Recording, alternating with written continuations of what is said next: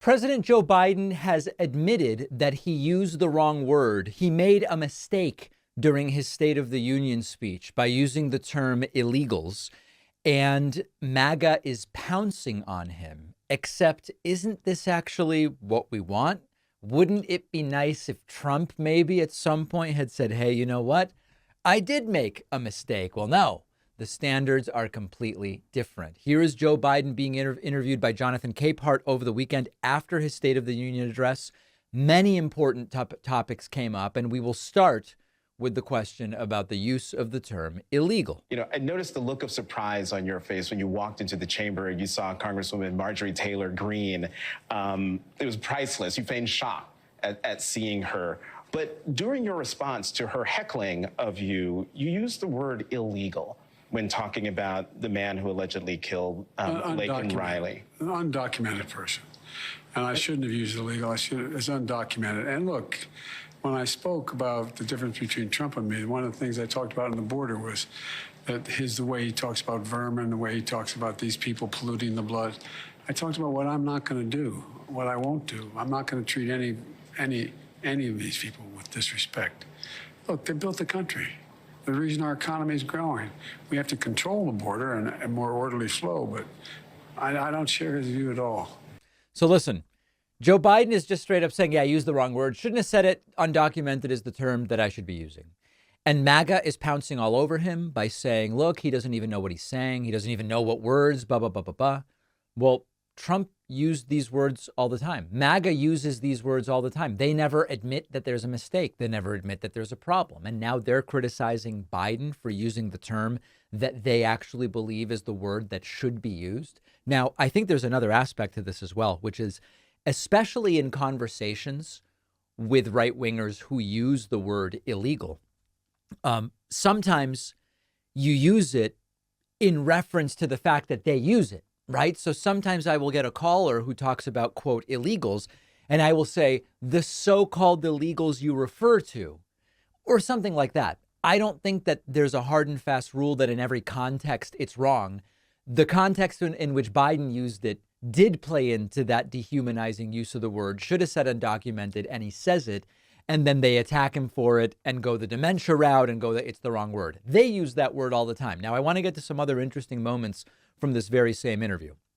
Joe Biden, interestingly, defended those voters in Michigan and elsewhere who voted uncommitted because they aren't happy with Joe Biden's, it's not Joe Biden's handling of the Israeli-Gaza situation, but Joe Biden's response to Israel's handling of it.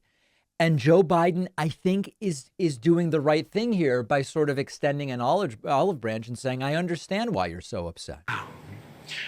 You're heading to Michigan, where on the campaign trail, probably in the next few days, where more than 100,000 people voted uncommitted in the primary to protest your handling of the situation in Gaza. Some have said they will never vote for you. One told Charles Blow of the New York Times, and I'm quoting, as bad as Mr. Trump's rhetoric was and him putting a travel ban on 5 Muslim countries, he wasn't overseeing and actively arming a genocide. Those are tough words. What's your response to that widely shared sentiment? It's not widely shared. You guys make judgments you're not capable of making. That's not what all those people said. What they said was they're very upset, and I don't blame them for being upset. There's families there. There are people who are dying. They want something done about it. And they're saying, Joe, do something. Do something. But the idea that they all think is genocide is just not, that's a different situation. Look, I can fully understand, and can't you? You have a family member there, families that come from a family that is still isolated there and may be victimized. It's understandable they feel that way. And that's why I'm doing everything I can to try to stop it. So listen, there are people who will never, ever, ever be satisfied with anything Joe Biden says or even anything Joe Biden does on this issue. The ship has sailed and they're not reachable. But there are many people who want to see the discussion of a ceasefire that Biden brings up in a moment. And again, what's strategic about it is he's aware of the fact that Hamas is committed to just continuing to do what they did on October 7th. So there's a strategic use of the term ceasefire. We're talking about a temporary stop in hostilities to get hostages out, to get aid in. Everybody knows at the first opportunity Hamas is going to go back, and then Israel's going to go back. But I think that it is smart to start using the term ceasefire, which he does in the next clip that I'm going to play for you, to acknowledge that those who voted uncommitted are completely justified in expressing their displeasure. And at the end of the day, the point is, what can the Biden administration do to get as many of those folks voting for them in November once it comes down to it's either Biden or it's Trump who said demolish Gaza, finish it once for all, or whatever the case may be. This came up during my meeting last week in D.C. with Vice President Kamala Harris, and I talked about, I get phone calls from people who say, oh, I'm undecided. And I go, okay, who are you deciding between? And they go, well, honestly, it's nobody. It's just staying home or Biden. I'm just furious with Biden. And what is the best way to handle that? And the conversation with the vice president was off the record. But what I can tell you is that the attitude of people are right to be upset. People are right to come to us and say, hey, I don't like this. And we need to understand that we understand their perspective as well. Biden says he wants a ceasefire. Using this word, I think, is strategic at this point, very much so. I want to see a ceasefire.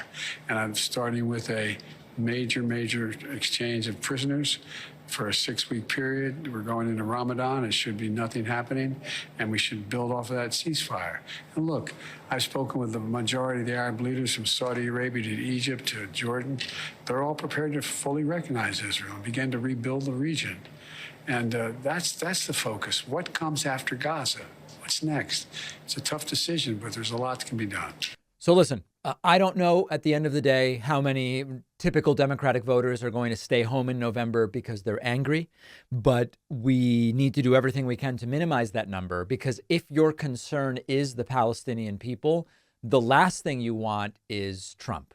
And I don't know, it would be a Pyrrhic victory to succeed in preventing Biden from being reelected because you're angry with him, to then see Trump come in and say, I don't care what you do. Do whatever the hell you want.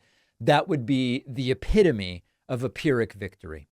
Data brokers are constantly collecting huge amounts of information about what you do online, your address, phone number, email, financial info, even your political affiliation, and they sell that information to other companies. The FBI will sometimes even buy data in bulk to get information about Americans without a warrant. Your ex-girlfriend, your boss, anyone out there can use the publicly available data on search sites to find information about you. It's super easy. And worst of all, these data broker systems get hacked all the time, which really puts your data at risk, which is why you can end up getting scam calls and emails and the whole thing. The solution to all of this is our sponsor, Incogni. Incogni sends data removal requests to all major data brokers who are required by law to remove the information upon request. If any of the information stays online, Incogni will follow up about removal, and Incogni keeps you updated with details every step so you know what's going on and when the info is removed. What Incogni can accomplish is amazing. I use it myself. Go to incogni.com/Pacman and you'll get 60% off with the code Pacman. The link is down below.